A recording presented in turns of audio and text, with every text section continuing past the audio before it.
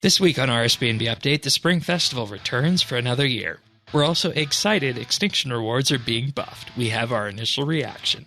Hot Tub Dragonkin aside, we're also greeted with a resurrection of Treasure Hunter rewards. This time, Fox Cosmetics.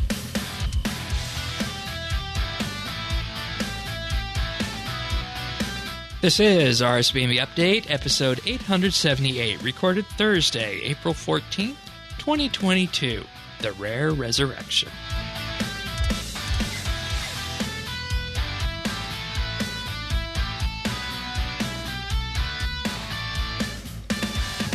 Hello, everybody, and welcome back to RSBANDB Update. Fresh in off the heels of last week's Grandmaster Quest, we figured we'd take a breather as we head into Easter long weekend. It's just Tannis and myself here. Welcome back. Thank you, Shane. Good to be back, isn't it? A bit of a quiet week after the last 2 or 3 weeks of ramping up to Extinction, eh? Yeah, nice kind of peaceful little lull, and that's just fine. A little skilling event, you know. Yeah, I like that. Yeah, a little bit of treasure hunter thrown into, a little bit of a look back on Extinction, a bit of a rundown of what we're going to be talking about here on RSBANDB Update, but of course, welcome to the podcast for any new listeners. RSBANDB Update discusses the RuneScape news of the week and puts our very unique spin on it. And I think we've been here combined, we probably have, upwards of 30 or 40 years of experience on RS if you just put us together on this combined. Yeah, that's true. It's crazy to think about. I can be found in game at Shane12088, and he can be found at Tannis79. Remember last week I swapped us around? Yeah. All right. If you want to follow along, show notes are at update.rsbnb.com. But the Spring Festival is back this week for another year, and this continues on the trend of building holiday hubs in RuneScape with using the same general area like we have with the beach, like we have with Death's House, the Drainer Courtyard for Halloween. And this one, of course, takes place at the Guthix Memorial just to the south of the Archaeology Guild. It runs until April 24th. Have you been by to take this in at all yet this year? I mean, just to kind of check it out. I haven't really spent much time there. There's not really anything that I need to train. Right. So and right now I'm really pretty focused on the smithing, but I did go down just to check out, see what they had, how it compared to previous years. Yeah, and the XP rates aren't insane like some of the XP rates we've had in the past with that. They're still good XP rates, but if you have somewhere else to be or you have some other thing you want to be doing in game, you're not going to feel like you're missing out. The skilling stations are the same as they were the previous year. We have the potion brewing for herbal or cooking XP, icon carving for fletching or crafting, the stone celebration for agility or prayer. I'm going to be using the fletching and crafting on my alt, and I've actually got the alt there because I feel like at the mid-levels in particular, fletching and crafting are just kind of dull skills for me. So that's what I'm going to be focusing on there with that. So, well, they're dull, and if done properly, they're expensive. Very true. Very true. And throw prayer on top of there. Any free prayer is a good thing too. Yeah. So yeah. And I think like they've kind of gotten the balance down with the skilling at these events. Because it hasn't been out of whack for quite a while. Much to a lot of Iron Man's chagrin. Yeah. But or to my own even. But I like it because, like you said, you don't feel like you're missing out if you want to choose to do something else. And I think that's the whole ticket right there. That's the whole key. Yeah, very important with that. You mentioned Iron Man. They can get the rewards from taking part, but they can't get the unlocked XP multiplier buffs, which falls within what we've come to expect from this, and Irons have wanted. And we also have the giant butterfly that appears every hour, They say it's been formed from thousands of little butterflies. Players will need to remove the little ones and return them to the Tree of Balance. And with this activity, players can gain extra XP, increased event tokens, and more chances for mystery boxes. And we'll go into exactly what the mystery boxes, in particular with this event, obtain in a little bit. But this year, on the reward front, we have the past year's rewards like the Quetzalcoatl armor and the butterfly outfits, and a new Egg-cited title for anybody who's exercising their punniness. I just had to shake my head when I saw that. I know, it's all egg-cited. I'm like, I don't really need that, but I'm sure someone will get it. Yeah. Oh yeah, and you know, that's something that Sirion was all over with that. So, that's his kind of pun with that. And we also, with this, interestingly, have the ability to purchase mystery eggs, which I found this interesting because we knew we were getting a new tradable rare set this Easter, but it's not like the Green Sand Hat one was at Christmas, where you got your wrapping paper, then you could convert those into presents to have a chance at the Green Sand Hat. No, what you have this time is you have your mystery egg, which has the chances of giving you things like butterfly jars, dungeoneering tokens, reset tokens, a small cash bank, some spirit, dragon stones and rubies, Slayer VIP coupons, fixate charges. That's actually a really good one. Chance of getting that on here. But you know what one of the biggest ones is that you can actually pull from this? What is that? A gift of the Reaper. For 20 Reaper points. And this is big because normally, from the Traveling Merchant to Deep Sea Fishing, this costs 1.25 mil. It's 20 Reaper points? Yeah, you get 20 Reaper points, and there's a chance to get it from mystery eggs. Huh. Mm-hmm. That's like one assignment, though, right? Yeah. Like one assignment a bit. Yeah. Oh.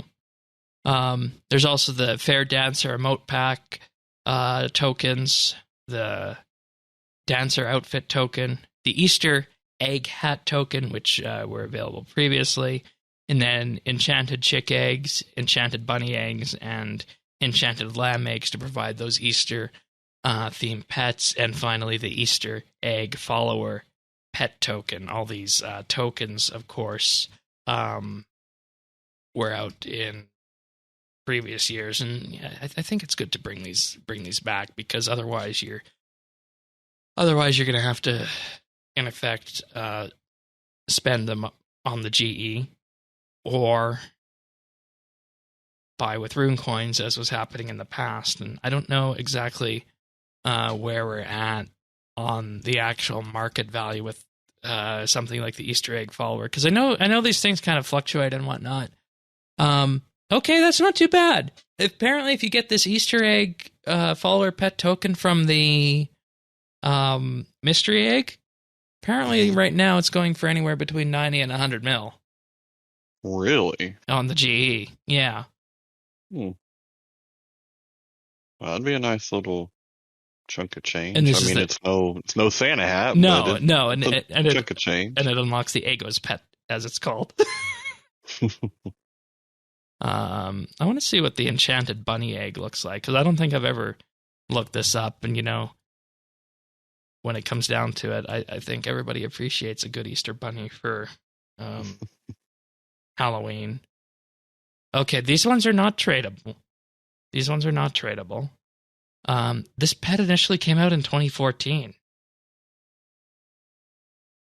Or it's an emote, rather. Yeah, I was going to say, because I have the lamb one, and you become the lamb. Yeah, so it's an emote, not a pet.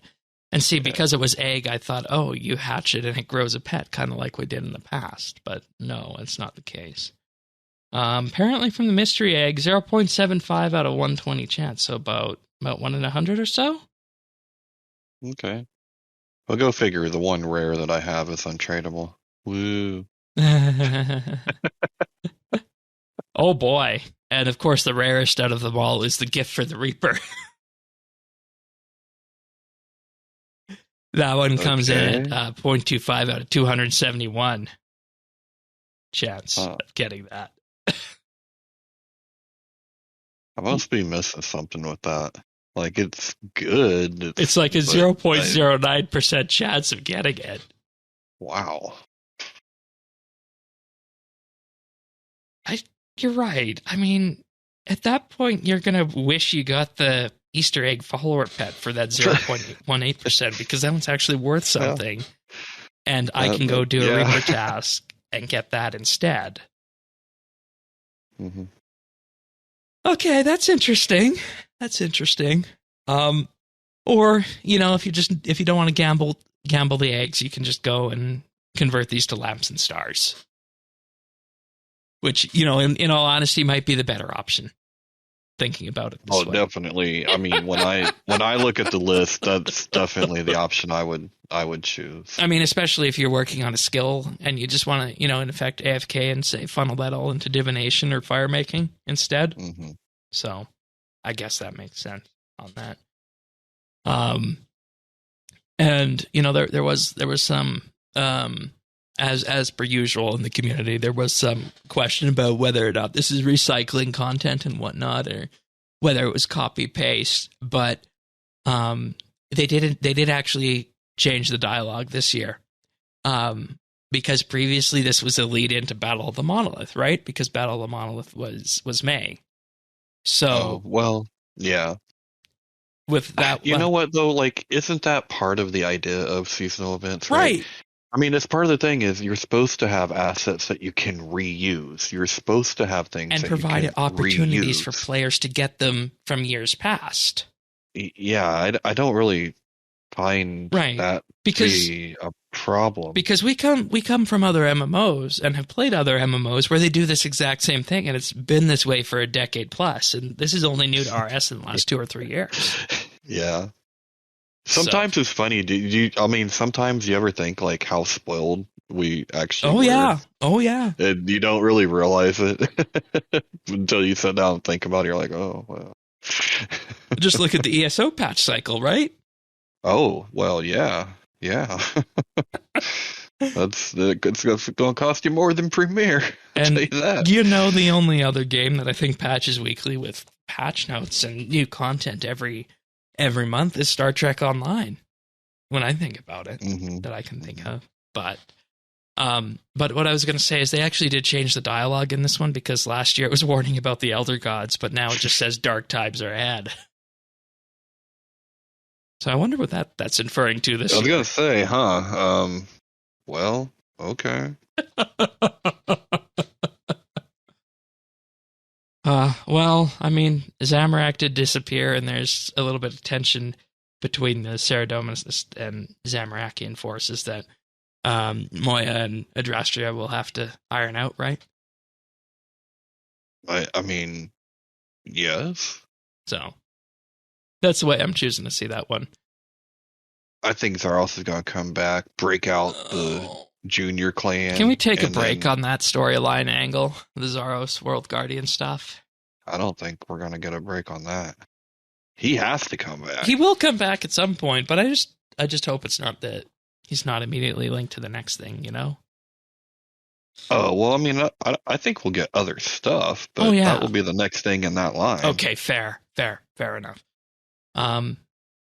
Speaking of, let's go into the patch notes. There were some other things in the patch notes this week about looking at Extinction from the previous week. So, under the Elder God Wars category, in general, better quest guidance has been provided for Extinction in the following areas. Once Saren runs to the portal in the Elder Halls, clearer instructions are given to the player about how to progress through the quest. And once a player destroys the communications device from Moya, direct instructions are now given on how to get another communications device. That's good. The player will no longer be blocked after teleporting while using an abandoned siege engine.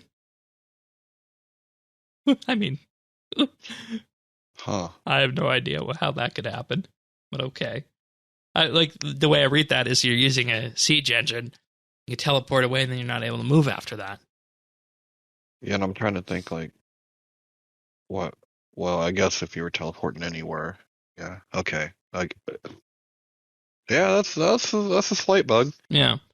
The players are no longer able to move the boulders after obtaining the lodestone fragment in our favorite Erebus puzzle. I'm sorry. Yeah, it's my favorite. Needle shards are now protected on death, as well as the Passkeeper amulet. And re-entering the Extinction quest after defeating some generating glaciers will now allow the quest to progress. So just some little edge cases there that have been fixed with this. Hannibus dialogue typo has been fixed. So when you look at it, I mean, for a Grandmaster Quest release, that's not too bad for things that could have gone wrong. Yeah. No, I mean, it's not too bad at all. Yeah. And yeah, I like you don't have to stop and do that dialogue to get the needle pieces back, because Lord knows I had to do that a few times. Oh, okay. I see. Yeah. Fair enough. Okay. Here's an interesting one next. Reduce the effectiveness of animate dead in PvP. So that's one. Okay. Previously, 75% base, right? That's what everybody uses animate dead for as the maximum. They scaled that back to 50% for PvP. Well, okay. So, once again, I think the question here is how many people are PvPing with animate dead? I guess that's probably, if I had to guess, just put together kind of a meta setup. Would you go 100% tanky, I guess? Wear tank armor for PvP? No, I mean, maybe one guy, maybe Bob, out there in the wilderness, just cruising around using EOC and, in tank gear. I don't know. I don't think it's a big. I mean, it's obviously not gonna affect very many people. Yeah, I was gonna say most of the PvP already was taking place in Duel Arena, but I guess it isn't anymore. No. No. You will find Het's Oasis at the Duel Arena site now. Yeah. So I mean, but I still don't. I would be interested to see if there's been an uptick in PvP, but I highly doubt it. Yeah. And Crypt Bloom armor items will now drop in PvP. I'm guessing they just gave GP before. Mm-hmm.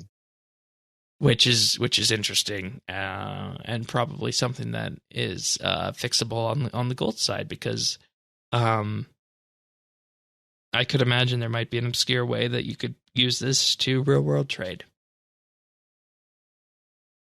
So that's probably why that change is made. Or they just want to make it so that there's less new GP coming into the game as a whole for this, I guess. Yeah, I mean, I can't begin to think about why that would be, but it just makes it more though consistent, doesn't it? Like, tradable armor, you get the armor. If it's untradable, then you get the coin. Right, and that's the hallmark of PvP. Yeah. You get what the person has on them, and if you get a bit of extra GP, good for you, I guess. All right, then we go to a new category in the patch notes. Professions. Brackets, 120 farming and herblore. I guess we're calling those two skills professions now. I guess that makes me a professional, since I have those. You're a professional farmer, huh? Yeah. And the patch note under this is that crafting vulnerability bombs while wearing the Wicked Pouch will now correctly take into account the runes in your backpack as well. Okay. I guess that makes me a professional herbalist. Mm-hmm. Yeah. Mm-hmm. Yeah. Oh. Fix the pillars in front of the Varrock Castle because they had no collision. Unnecessary map blocking has been removed from the tile by the Anachronia Light Anamica rocks. Did you ever run into this? I mean, I always think it's weird the way things are mapped, the way they run Yeah. around. But Yeah. no, I did do a lot of mining up there at one point. Is that the Anamika spot you chose? Yeah. Okay. I mean, now I use the Elven spot and Right.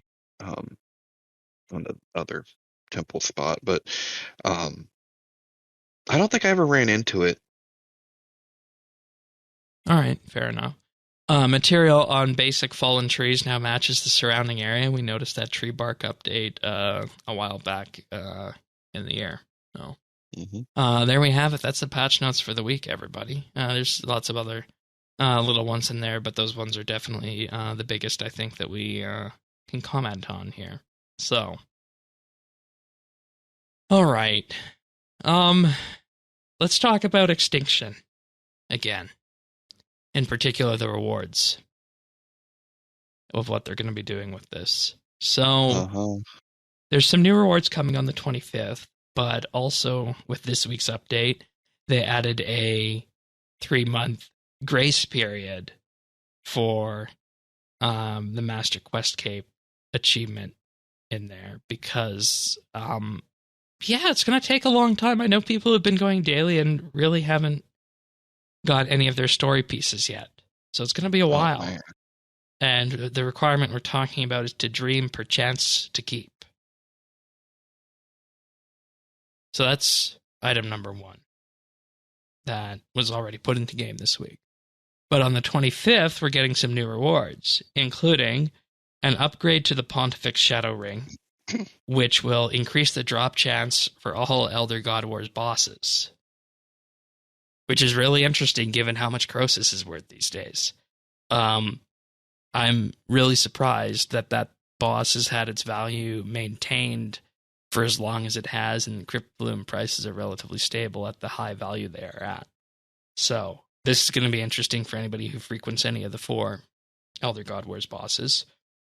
The question I have on this one, is this going to be a passive? Because, when you upgrade your ring and you overcharge it with the 5,000 of each anima, it makes the effects of that ring passive. So it doesn't say it here in the post whether or not this is going to be a passive or not. And that's something I'd like to get some clarification on. Well, how would it be active? You'd have to wear the ring when you get the drop. In effect, replacing the Luck of the Dwarves with it, which already does something similar. So if I had to guess at this point, I would say passive. So okay, I'm gonna have to ask about that or see if we can garner any further ideas on it. Now here's a big one: a passive Ring of Vigor effect.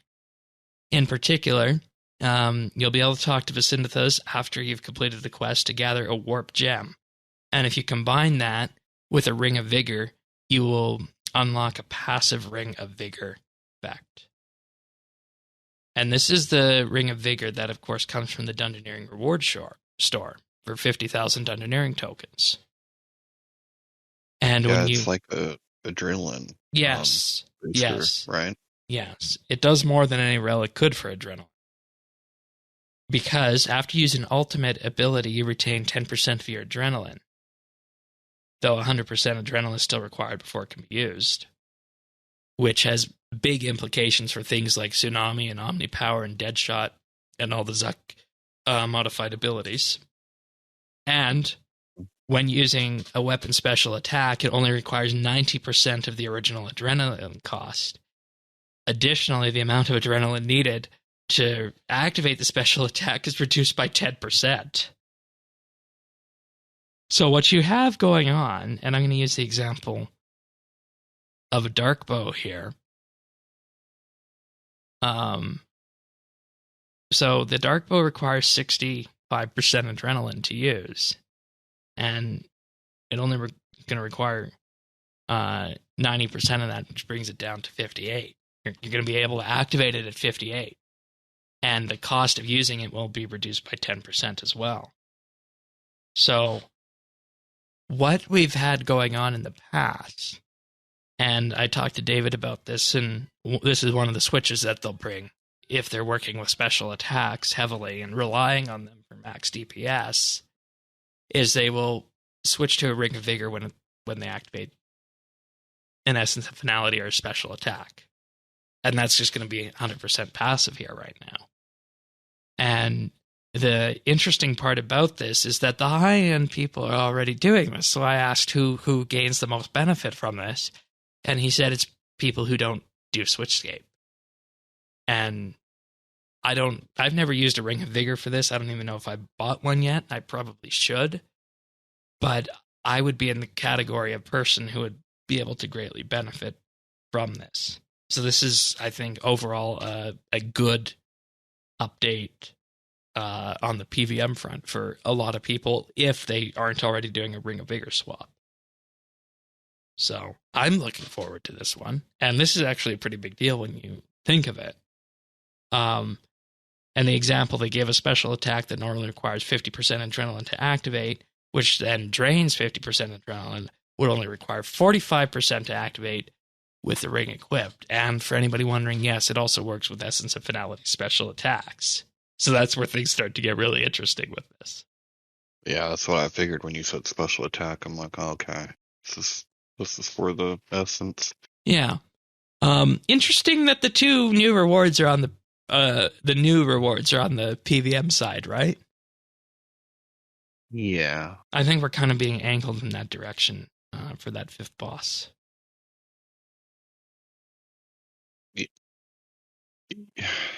Yes. You know, the thing that I was thinking about that was, you know, I think the skilling rewards were what people were we'll get to those in a for. minute, but go ahead. Well, PVM rewards kind of made sense when it came to City of Santistan, because that's right, like that first desert treasure with Azanatra, that's where you first get, like, you know, those kick-ass ancient spells. And so to me that was like, that made sense. No brought brainer. it full circle, right? But for this one, I never felt like, I don't know, it didn't, I never felt it was super combat heavy. I mean, even the last boss is an exercise in avoidance, which I suck at. Still haven't been able to do it. But I don't think that's PVM, right? Like that's like just run away, move fast. You know, to be 100% clear, I think this is a good change, and I think they're right for adding these two new rewards into it. And we're going to have to wait and see how the skilling side shakes out. But I think that this could perhaps be one of the first moves they're taking to kind of dismantle that switchscape aura. Because that's one fewer switch you're going to need to consider if you build this. So that's a positive for everybody in general. Well, that is a good thing. Now, I think that takes it probably one step further than what this, you know, was thought about. Like, there was two major criticisms of the rewards, right? One was the time gating. Two, we didn't get any PVM stuff, and how can we not get that when we got it in City of Santistan? So, you know, but it wasn't usual, like you said, though, it wasn't a PVM centric quest or a bossing centric quest. I know that. You know that. The people that made it know that. But, you know, that is something that I heard and don't necessarily agree with, because, like I said, it's not a PVM oriented quest. But those were the two things that were brought up the most. Yeah, and you know, I think you get out in front of this by scratching that itch. Yep. No. Okay. So, I mean, I really think it's more that than anything else. True. Yeah, get out in front of it kind of thing. All right. Let's talk about the skilling XP changes with this. In particular, 150 XP per 3 ticks becomes 175 XP per 3 ticks, so that's 25 XP increase. The ratio has been changed from 10 to 1 in terms of 10 XP for one resource to now 10 to 5. That's good. Makes it so you get more XP for the materials, because those materials are quite honestly precious and they just disappear in a poof. So, and as you said, the people who made this quest said that this reward was intended to be a use for that materials from Anachronia that felt good. And I think this kind of cements that in and amplifies that. Makes it, yeah. I mean, it still uses the materials, but it makes it a little bit more worth it. You're getting a little bit more out of it. You can store now up to 350k XP at your station. And if you've built it, you won't be penalized for completing it early. You'll receive an additional 120,000 XP. And a new build will grant 135,000 XP instead of 15,000 XP. Now that's what we're talking about. Now we're talking about. Yeah. That's more like it. That's, yes. Mm-hmm. Yes. So you fill one up all the way, there you go. 350,000 XP. Boom. Now that feels meaty and a good use of those resources. I like that. Yeah. I like that. And it's actually had me questioning if a level 3 skilling peer could get through Desperate Times, Desperate Measures, As an Object Quest, City of Santistan, and Extinction to unlock this reward. Well, I mean, you could Extinction, you could City of Santistan, well... And I think one of them has a magic requirement behind it, so maybe not. I think Desperate Times has a 45 magic requirement, if I remember correctly. So maybe not. Because, as I was saying at the spring event part, fletching and crafting on the skilling pier, expensive. If I could use Anachronia resources for that would be really fun. Yeah. But once again, I choose to handicap myself in that way, so I'm not going to complain about it. And finally, this equates to 43,000 XP per day over the selected skills if storage is kept up. Yes. Yeah, that's better. That hits the spot.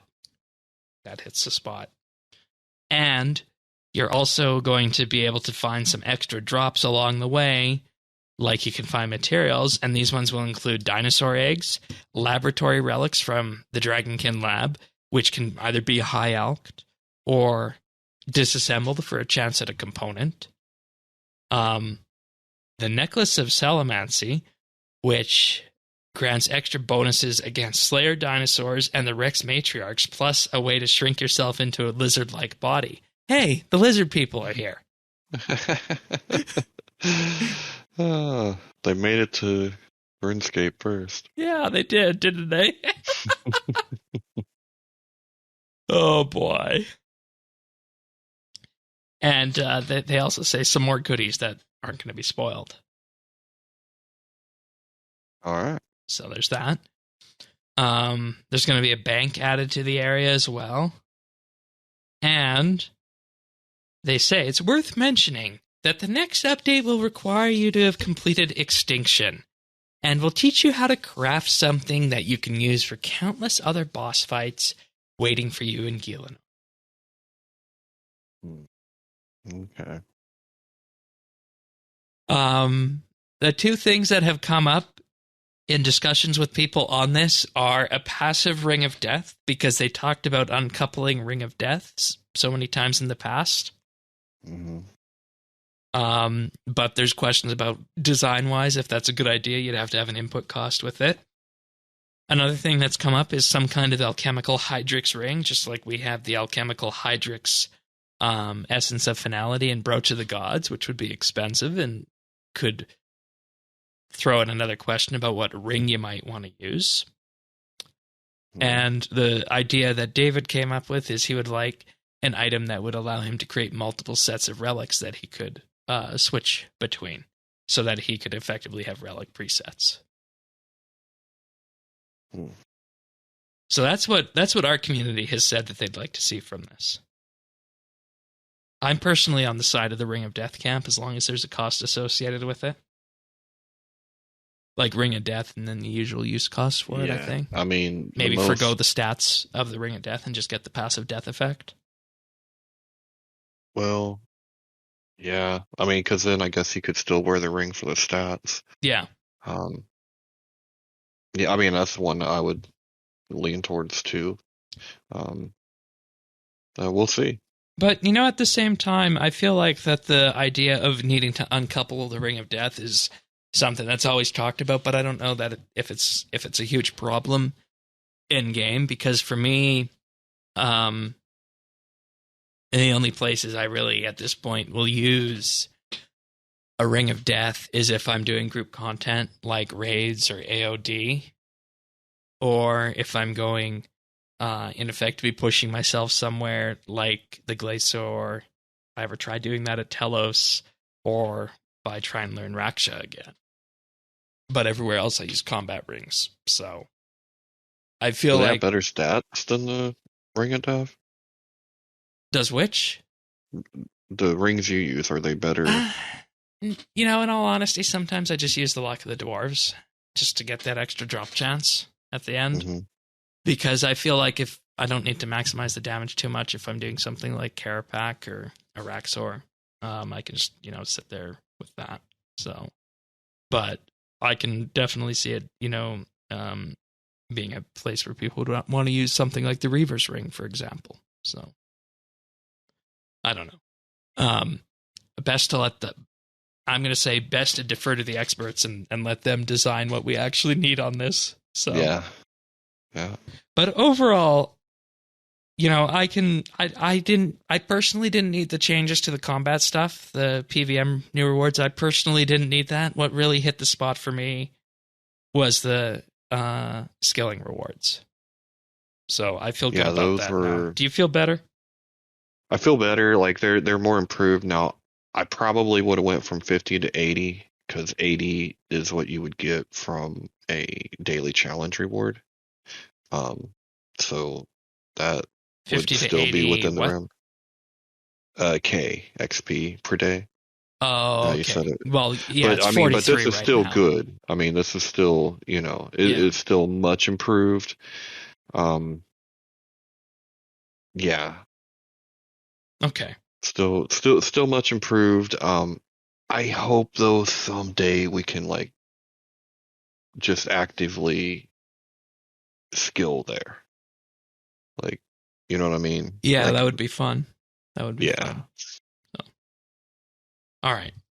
Well, with that being said, I want to thank some Patreon's supporters for this episode, because without you guys, we wouldn't be where we're at today. So big thank you on this Easter long weekend goes out to our Patreon supporters. And, we're running a poll currently for the monthly bit. The choices were achievements in 2022, the musical narrative of the Elder God Wars, and Legacy Combat, Why You Should Care.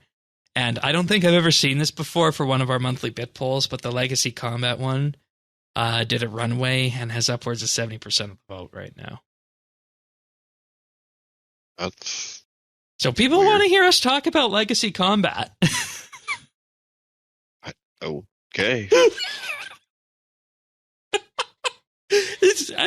I wasn't expecting that one to win, but David knows his stuff on that, so expect a fun David episode near the end of the month on that. Yeah. Bizarre. But if you want to listen to that, or you want to listen to any of the other monthly bits, check us out at patreon.com/RSBANDB. There, starting for as little as $1 a month, you can gain access to the entire back catalog of our monthly bits. And, of course, these will include our discussion on Legacy Combat. They will also include our discussion from last month on the Comp Cape rework and other ones, including Dailyscape and such. It's been a really interesting year for the monthly bits so far, so if any of these sound interesting to you, check them out at patreon.com/RSBNB for as little as $1 a month. We also have a VIP tier for $3 a month, where you'll get a mention on the podcast at the start of the month and access to high-quality stereo versions of the show, plus everything else in the $1 tier. And if you want to give the ultimate gift, we have our Insider tier, where you get a shout-out on the podcast each and every week, and you gain exclusive access to the outtakes that we use to make our clip show at the end of each year. And, with this, we have to just say big, big thank you to everybody for getting us here. I was talking with Zant today, and we're finalizing work on the special mail out that's going to be happening. That will be happening at the end of the month in early May. So for any patrons who want to sign up, or if you're already a patron and you're interested in receiving this, please do go to your Patreon info and provide your shipping information, and we'll be sending that out in early May. And once again, big thank you to everybody for allowing us to get this far. And I think at this point, the only thing left we have to say is that there's that mystical $500 tier with the Hot Ones challenge, where it's going to be you, me, Pernasius, and maybe some other people who are going to get spiced up. Maybe a paramedic on hand. Yeah. Never know. Yeah, that'll be Could get ugly. That'll be Thaxie's job. If we were doing this in person, of course. But if this sounds interesting to you, or you just want to help us get to that tier, check us out at patreon.com/RSBANDB. All right. So before we move on to our seasonal rare, I want to actually just share a piece of artwork that came across the feed this week. You remember we talked about Hot Tub Dragonkin last week, right? Yes. Somebody actually made a piece of art. RS Mark 1 at BZ07061 tweeted, "Taking one last soak on Aya," and it's got in the background the apocalyptic scene. You can see Saren awaiting the elder gods, and then just in the forefront you have an adventurer sitting outside trying to figure out what's going on, and then in the hot tub you just got a dragonkin relaxing. It's chilling. Wonderful, wonderful piece of art. So I just wanted to give that a shout out on the show, because all of us in producers and everybody looking at this week got a huge laugh about this, and the idea that they could maybe be putting the hot tub dragonkin back is something that has definitely forced people to do that. And I know they're also working internally to see if, at least from Mod Shreks, and to see if they can actually name the dragonkin what they wanted to sneak that past Mod Raven quickly. So I got a good laugh out of that. Yeah, that was cool. Yeah. And, you just leave it to the RS community. We said it on the show that, hey, if there's anything else in Extinction that needs to be shown, well, the fan art community will do it. And they've done that with the Dragonkin. And I guess the only one left is Armadale and Saradomin mopping up in Sentistan. Yes. Yep. I was trying to think of what the other one was, because I remembered too. Yep. It's perfect. All right. Let's talk about the new Easter egg promotion. Okay. The new seasonal rewards are here from Treasure Hunter, including Peep the Chick Pet, Woodland Fox Ears, and Fox Tail that you can get on Treasure Hunter. Are you super excited about that, Shane? You gonna get you some furry gear? No, I'm not. I'm not. And I fully accept that there's people on RS who want something like that, and power to them for that. But I will definitely not be donning the fox ears for this. Well, but there's a tail too. There is a tail. And you can totally imagine what's happening with that, right?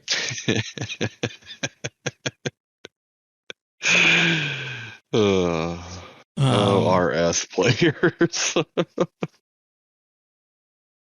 I mean, at least from what I can tell, Peep the little chick, because I mean that's a perfect spring pet, right?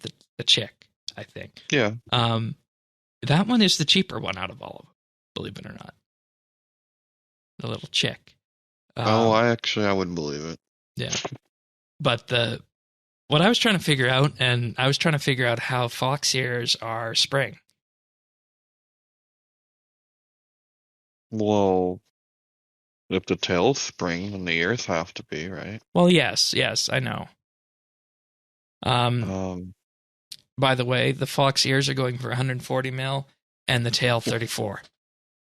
oh man, the furry game is strong in RS. And let me just tell you how much it's actually going to cost you. Well, I don't know that I want to say how much it's going to cost. It's going to cost you a lot of keys to get this if you want to gamble for it. Let's just say. A lot. I'm going to pull up the probabilities for this right now. 0.02% chance for the fox ears, 0.04% chance for the tail, and 0.06% chance for peep. All from the purple gems. Pretty damn low. Yeah. When you consider a normal lockbox of something like Star Trek Online is 1% or 2% chance. And you probably got to do 200 to 300 of those to have a chance. So you could just extrapolate the math from this. It's probably closer to like 1 in 600 or 1 in 700, like we looked at around Christmas time for that. Yeah, all I'm saying is, like, if you spend enough on your credit card to get this, you might be facing you're going to need a resurrection. Because somebody's gonna, if you're married, you're going to die. Or you could just be Elon Musk. Well, I mean, wouldn't that be nice? Oh my god! Oh my god! They're also giving away again on Treasure Hunter the carrot lats. The carrot lats. Yeah. A two-handed. Oh. It looks like it doesn't look like a carrot, but they're calling it a carrot. I don't know what. Nice. Oh my god. And Cottontail Knight Armor as well. Oh yeah. I'm not gonna lie, the carrot lance game is strong. The carrot lance kind of looks like a missile. Yeah. Yeah. You saying it's phallic shaped? No, it looks like a missile. Oh, a missile. Okay. Yeah. But there's actually a new promotion with this too. I was going to actually show this off because the way this one works is that as you actually progress through it, you unlock pieces of the Egg Smasher cosmetic outfit, and you can actually see the person walking around the spring event who is wearing that outfit. If you want to see what it looks like, the person's name. And this is, once again, kind of calling back to where we were last week. The person's name walking around with the Egg Smasher outfit is named Aya. Nice. Except it's spelled A-Y-A-A instead of I-A-I-A. Have you seen him? Who are you looking for? We are looking for the... okay, so this person's just looking for the Easter Bunny, so that's fine. But anyways, the Egg Hunt Treasure Hunter promotion, you can choose what rarity you open up, and there will be multipliers associated with it, just like there was at Christmas time when you would be guaranteed to have the next set of gems offer 2 or 3 times the amount of reward, or in some cases offer, say, a guaranteed red or guaranteed orange prize with that. So they're on that same kind of idea of offering multiples of the rewards with this one, just like they did at Christmas, except with this, of course, this time you have the opportunity to get your fox ears and whatnot. And for anybody wondering, no, I did not get a set of fox ears on air here. But for science, I will purchase another 5 treasure hunter keys just to demo this off with oddments. With oddments, I had to mention that it's happening with oddments because that's important for how some people feel. So basically what happens is that in this event, you have a certain number of eggs that you're going to be able to open. And I actually wanted to do this because I wanted to show off the special reward that happens next. There's one left. Okay. Send those to the bank. And then when you open it up, my next 8 eggs have a 3 times multiplier. And that's literally all there is to it. Then you're able to choose what color egg that you open. And it seems like another, fairly lucrative treasure hunter promotion, kind of like the ones we had at Christmas. So, like we said, we appear to be in a new era where tradable rares are back in RS. And they come in game through Treasure Hunter. And I was actually thinking back to our discussion when they were having the idea of modernizing Treasure Hunter. And they tried that Meowsketeer promotion. Mm-hmm. Remember we said, what if they just, started putting all their main cosmetics on Treasure Hunter and use that as a way of monetizing it? And we said that was a good idea back then, and I think they're doing that now when you look at this. In that every, 3 or 4 months we have a new set of rares coming into game on Treasure Hunter. Well, at least when it comes to like the quote-unquote rares, but we're still getting good cosmetics through Yak Track and, that way. So I don't really have a problem with this at all. Yeah. And, it gives the people who want to spend that extra money the ability to do that and bring those rares into the economy. Also, we should mention some GP on my main earlier. I effectively got 6 large cash bags from it because I rolled twice. I got the ×3, and then I rolled red in my daily keys twice, so I got like 6 mil GP off. So, I mean, there's probably also a good amount of GP coming into the game with this as well, but I hope that's being monitored correctly. I would imagine. I mean, yeah, that's a lot. Like you got a nice little chunk of change, but is it really like that much? What does 6 mil do in the standing? Yeah. So exactly. All right. And I don't know. I stayed away from most of the community feedback on this, so I don't know how it's being received by the community. But in general, I would say that there's no major, uproar about it like we saw last week with the price announcement. So I think we're fine on that front. Mm-hmm. So, all right. We should move on to the micro lesson for this week, shouldn't we? Let's do it. Do you have any comments before we roll it? I just want to say that I enjoyed working the micro lesson. Everyone will surely be able to tell that much like I play RuneScape, I do everything on the computer with magnification. So there are some starts and stutter steps as I'm trying to move my mouse to be able to see the whole. Yeah, and I think I was able to handle most of the editing for that, so it's not too bad. Yeah. So, right. But no, it was fun, and I hope people can get something out of it. All right, let's go. In this micro lesson, you'll learn about skyboxes and filters in RuneScape. A micro lesson is a short and to-the-point video that teaches you about RuneScape. This time, Tanis, co-host of RSBANDBUpdate, who is also legally blind, will be showing you how to use skyboxes and filters in different ways to make RuneScape more accessible. For a long time, there was no way to change the lighting in an area of the map. That all changed with the introduction of skyboxes and filters. When this update first dropped, it was seen as primarily an update for RuneScape content creators. However, an often overlooked aspect of this update was what it did for accessibility, where once you had no control and no way to adjust your surroundings, now we can make it bright as midday in a traditionally dark area of the map like Canvas. There are many ways and many places where skyboxes and filters can help you see things better. Quest, clues, skilling, and even combat can all benefit from using a skybox or filter. Of course, this varies from player to player, and the best way to find out if it will help you in a given situation is to experiment. Skyboxes and filters are a very personal thing whose effectiveness can greatly depend on the player's needs and or their circumstances.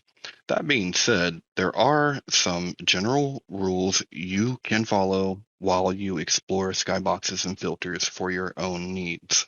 For starters, if an area is too dark, like a dungeon or a low-lighted area of the map, try to lighten it up using the midday skybox. Some places where I use the midday skybox are the empty throne room, where the dark Animica mining area is. I also use it in any dungeon, including elite dungeons and slayer dungeons. And don't forget, some areas of quest can be really dark, and a midday skybox can be really helpful. On the other hand, if you find yourself being blinded by the light, using the Eclipse skybox can help dampen down the brightness. One place I use this skybox is the Luminous Divination Rift. There are many other places in the desert that can be improved using the skybox. I've even used it in Prifddinas to help dampen the brightness of that area. Filters are very similar to skyboxes, but can take it one extra step. The filters I found most helpful are high contrast, grayscale, and color invert. The high contrast filter can be useful everywhere for someone who can't see small details or differences in shade, etc. It can help things pop out much better and can save you lots of time when you are forced to look for something small in the area. Color inversion can also be very helpful, but it's very specific in its use. One place where I use it is the ice strike worms. It helps me be able to see the little mounds moving around. Last but not least, the grayscale filter can be useful for some people. Basically, it will give you a high contrast-like effect, but using a much softer palette of grays and whites. Finally, you don't have to have an eye problem to benefit from skyboxes and filters. There are many top PVMers that use skyboxes to help them see certain mechanics of bosses. Next, Angel of Death is one that can benefit from a midday skybox along with the elite dungeon bosses. Skyboxes and filters are typically only seen as a way to change how RuneScape looks visually. After watching this video, you should have an appreciation of how to use skyboxes and filters and why they don't just improve how RuneScape looks, they also improve RuneScape's accessibility. If you have a visual impairment or just find certain things difficult to see, please note this micro lesson is intentionally brief. This is just a brief glimpse of what you can do with skyboxes and filters. The rest is up to you. Have fun and experiment. If you found this video useful, then like and subscribe. I think for me, the one that's jumped out the most was the Luminous Divination Colony with the Eclipse filter. Yeah. That one was always hard for me to do. It was hard for me to find those until I started using that skybox, and it really helped so much. Yeah, and I think one of the other questions that will inevitably come up with that is, you know, you mentioned the color inversion on things like the ice strike worms, but how does that feel immersion-wise when you take something that was whitish blue and convert it to a darkish brown? I mean, I don't know. I mean, you're just there on a Slayer assignment, so it really kind of just inverts to like the ground is going to be like darker, and you can see the mounds running, but the walls and the stuff that normally would have been dark, that's now light, right? So right, okay, it's not. I mean, it doesn't really throw it off all that much, and even if so, like I said, it's a quick Slayer assignment. It's only meant to help me be able to track those things. Because if I don't use it, they're just running all around me. Right, and then basically you're not going to have any idea of where to click and whatnot. Yeah. So Yeah. that's fair. That's fair. All right. With that, I think we can move on to our picks of the week. You want to go first?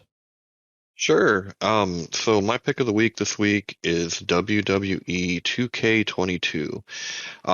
It's been a little bit since 2K put out a WWE game, and the last one, well, it frankly wasn't all that great. But I am here to tell you, this one is good. I think this may be the best game in the 2K series.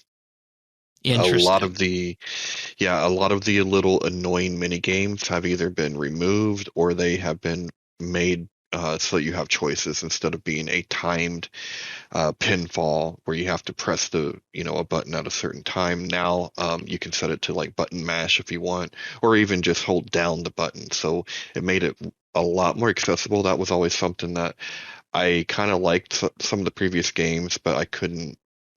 I really couldn't navigate that very well. So that was really, really nice to see.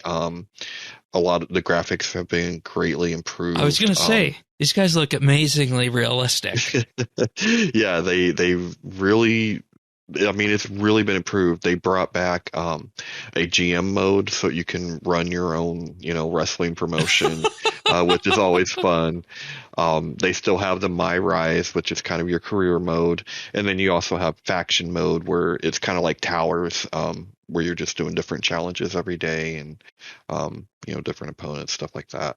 So, I've really, really, really been enjoying it. I think it's the best game in the 2K series. Now I splurged a little bit, because this is on sale, but I went with the NWO edition, which is like $90, but it includes everything from like the deluxe edition, which is the season pass, and it's all the NW. Well, I mean, it's the NWO people. So like Scott Hall, Kevin Nash, and Hollywood Hogan, and you also get, I think, Bash at the Beach 96 or 97. Oh wow, that goes way back. And and then like a Starcade 96.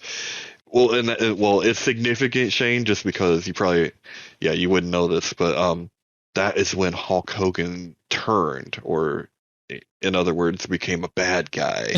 was at that show, Then he was Hollywood Hogan, and he came out with Scott Hall and Kevin Nash. So yeah, but it's a really good game. Like it's a really good game. If you're into wrestling, check it out. And once again, they look so realistic. I was not expecting to see this much realism, because I think the last time I saw into one of these games would have been in the early 2000s. So it's shocking, in all honesty. Yeah, it's and I mean, there's always been a few like kind of goofy bugs here and there. There still are, like, once in a while there'll be something like that, but for the most part, they really fixed a lot of the graphical like glitches and just made it look a lot better. All right, very good. On sale right now for 25% off. Which, when we're talking about $80 Canadian for a AAA game for the base package, yeah, if you're interested in this is the time you want to pick something like that up.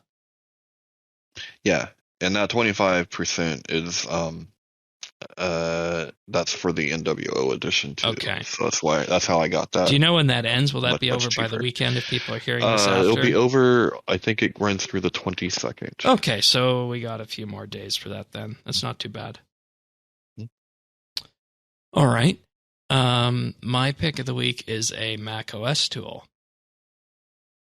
And this continues the tradition of Mac OS apps doing something and performing utility, but also having a wonderful user interface and looking really nice while doing it. And what we got here is an application called Daisy Disk. And the idea behind this is that it will scan your entire computer, all the external drives on your computer, and it will effectively be able to tell you where all your files are being stored and what's taking up the most space. And the way they quote it is that an upgrade to your hard drive could cost you anywhere between $200 and $1,000, depending on whether you put in a spinning drive and an SSD. Disk drives, external drives, can put you in similar categories to that. Cloud storage for a terabyte a year, they estimate anywhere between $100 and $240, but they say their app is only $10. And this is an app I've been using for years. It'll effectively just to show you where all your large files are at. So if you're looking to clean up some space, you can get a visual representation of where they are, and then just effectively click and drag, and it will be able to remove those applications or files and group them together, and then just press a button and away you go, and you get your storage back. So it's something I use quite often, and I would say it's part of the essential macOS app toolkit. There's a version for Windows as well that doesn't look nearly as good at this, but accomplishes the same general thing, and I'm blanking on its name right now, but I very much prefer Daisy Disk just because of the nice UI that it provides to it. And this is just one of those hallmark Mac applications that is a point that I like to highlight of why I like Mac OS, and that it's the applications and ecosystem around it. You can buy it on their website, or you can buy it on the Mac App Store. But overall, if you're a Mac user, this is something you might want to consider picking up. It's called Daisy Disk. Sounds cool. Yeah, and I'm trying to remember what the Windows equivalent is. I'm sure somebody out there will know what I'm talking about, but they also added the ability to scan cloud storage in an update last year, so you'd be able to, in effect, get an idea of what's taking up all your storage in Google Drive, OneDrive, Dropbox, all those sorts of things as well. Oh yeah, that's pretty cool. Yeah, because you're paying for that, you want to know exactly where it's being where it's being occupied from. But I would say go check Daisy Disk out. You can find it at daisydiskapp.com.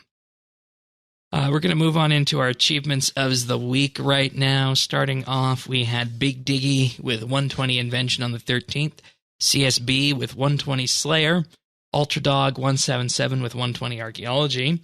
Then on the 11th, we have Erov with 99 Farming, Dennis with 120 Runecrafting, Sparty Pants with 120 Farming. Then on the 10th, we have Big Diggy again with 99 Ranged and 99 Dungeoneering, and Luke Totodile with 120 Construction.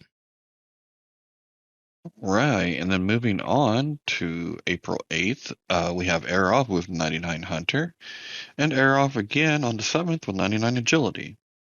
And we have, Bart Nails with 99 Woodcutting. That was on the 7th. And then Jedcore with 200 Mill Smithing. Wow, that's awesome. And that was on the 7th. And then Mr. M with 99 Crafting, all on the 7th. Nicely done. Nicely done. Yeah, very nice. Speaking of smithing, what have you been up to? A lot of smithing. I feel like it's the same thing time after time, week after week. It was mining for the longest time. Now we're smithing, right? Like we're finally putting this to good use. That's I've been playing a lot of mobile, a lot of smithing, but that being said, I'm still actually doing pretty active smithing. Like I'm doing superheat spell.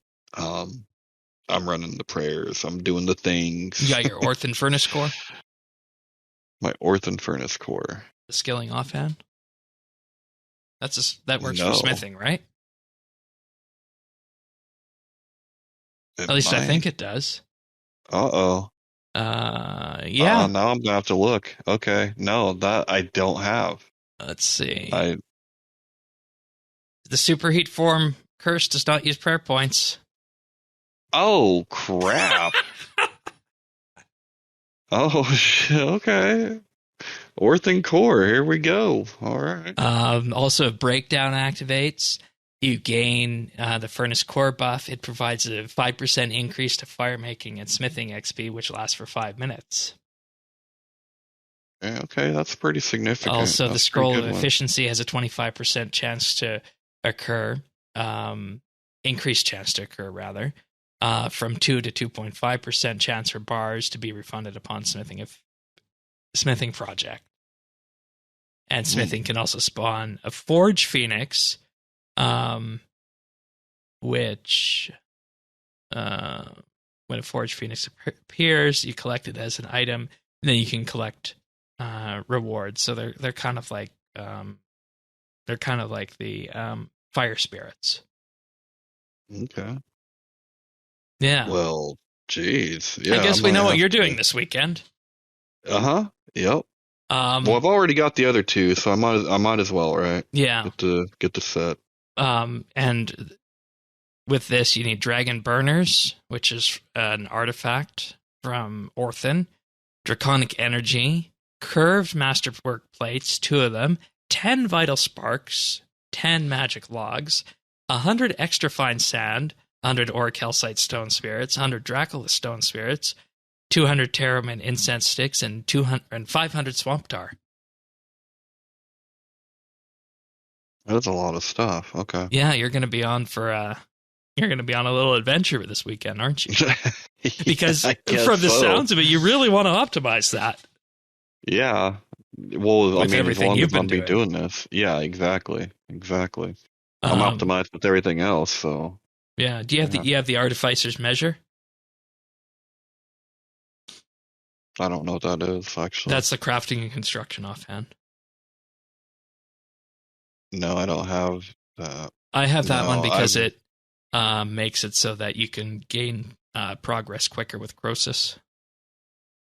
Okay. I've got the hammer. And the torch, I've got the one for mine. Yeah, the hammer and the right. torch. Yep. Okay.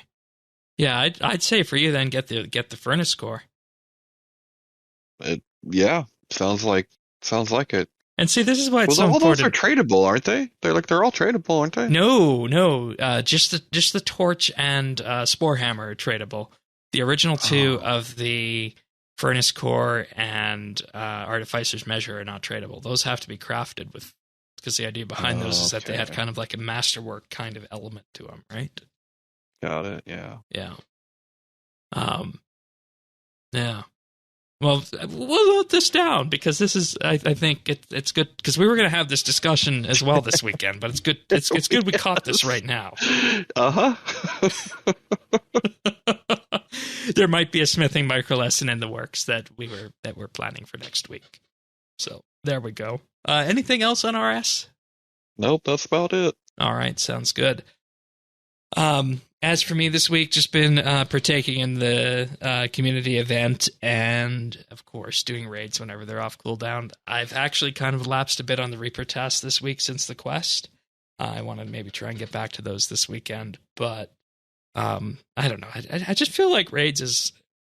I'm going to say this and people might get mad at me. I feel like raids is just a more rewarding experience just because of the team element behind it, and it's harder, so to speak. But it's not, like the 2,500 enraged Hellos or high enraged killed hard. You know what I mean? I think I know where you're coming from. Yeah, it's kind of like the team hard issue or idea, I guess you could say. Yeah, that's what makes it hard is the personalities. Yeah, and in all honesty, I really haven't had too much of a problem with that, so that's good. So. But I'm looking forward to spending some time actually on the alt doing the community event because I feel that's something I can benefit from there. So, but I believe that's it for this episode of RSBANDB Update. I don't think there's anything else. We'll be back next week for more. And of course, if you want to subscribe to us, you can do that on any number of podcast platforms out there. We're on Apple Podcasts, Spotify, Pocket Casts, Google, Amazon, and of course Stitcher.